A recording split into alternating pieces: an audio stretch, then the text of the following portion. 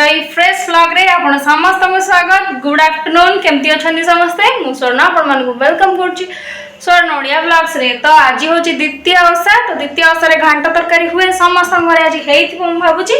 तो मु भी आज घांट तरकारी बनाउची और केमती कोन बनेबी से सब आपण मन सहित शेयर करबी आज एई व्लॉग रे। तो व्लॉग टी को पूरा देखिए। आ जदि एबे जाय मो चैनल नुआ अछंती तो प्लीज चैनल टी को सब्सक्राइब कर दियंतु और पाखर थिका बेल आइकन को भी प्रेस कर दियंतु।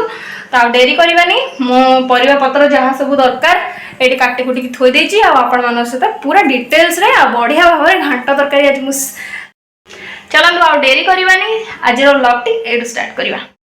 चलतु देखा तरकारी फुल रेसिपी। तो से कि मुझे नहीं सबु प्रकार परिबा घांट तरकारी तो सबु प्रकार परिबा पड़े।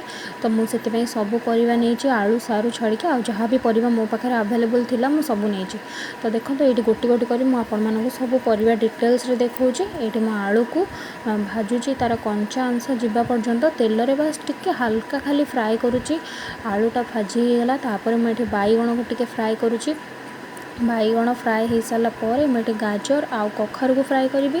तापर मुझे आलू जो सारू आउ को फ्राए करुँच कारण दीटाक टिके लाल अंश थाए दीटाक। तो से दीटाक एका सागर फ्राए कले तार लाल अंश भी कटिज और डालमारे पूरा गोटा गोटा होकर रही। बीन पोटल आउ भंडा गोटे रही जाइथिला। तो से भंडा परिबा सब भजा सरला पर मुझे मसला बनाऊँ। तो तेजपत्र जो तेल थिला तादरे दीटा तेजपत्र दीटा कटा पियाज नहीं अदा रसुण पेस्ट आ दीटा बड़ टमाटर को लेकिन तार मसला को कषिदेली 2-3 मिनट पानी देके आउे आप करी पाउडर निश्चिंत पकेबे। आ जो मसला कषि होगा जहाँ भी मोर छणा परिबा थिला से सबको मुझे ऐड कर दूची। बुट डाली रे मु भंडा को पकईकी सिझे देती। तो से बुट डाली और भंडा को मुझे ऐड कर दूची। और सोला बुटटा मु प्रथम सिझे नहीं तो से मोर स्किप हो गला वीडियो देखापी।